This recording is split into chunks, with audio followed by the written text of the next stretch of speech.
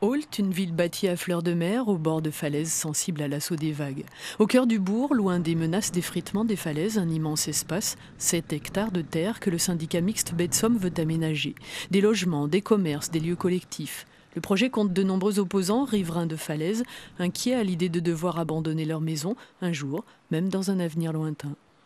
Devoir quitter ces habitations alors qu'il n'y a aucun risque actuel de visible sur ces habitations, il n'y a pas de fissures, il n'y a rien du tout. Et il y a des endroits où en fait la distance entre leur habitation et le bord de mer n'a pas diminué du moindre centimètre. C'est vrai qu'ailleurs, à d'autres endroits, il y a l'érosion marine qui est visible. Le projet du moulinet était soumis au vote des élus du syndicat mixte. Devant la salle se croisaient partisans et opposants. Le oui en bandoulière pour ceux qui y voient l'espoir d'un sursaut économique pour la ville, le non pour ceux qui veulent un délai, du temps pour plaider la défense de leur maison. L'État, de son côté, a fixé une échéance. Pas de subvention, ni pour consolider le pied de la falaise, ni pour construire le moulinet, si le PAPI, plan d'action et de prévention des inondations, n'est pas rendu à temps. Si on attend, on perd l'octroi de subventions.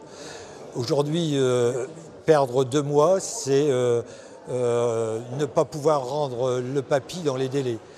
Or, si on ne rend pas le PAPI dans les délais, les prochaines aides, on ne pourrait les solliciter qu'à partir de 2021. Ça veut dire qu'on perd 6 ans. Le projet du moulinet a été lancé il y a 10 ans tout juste par l'achat de terre pour constituer une réserve foncière. Il entre aujourd'hui dans sa phase concrète, approuvé par les élus de droite et de gauche dans un vote presque unanime. Une seule abstention. Les opposants de leur côté ont promis de ne pas désarmer. Les premiers travaux de voirie sont envisagés à la fin de cette année 2014.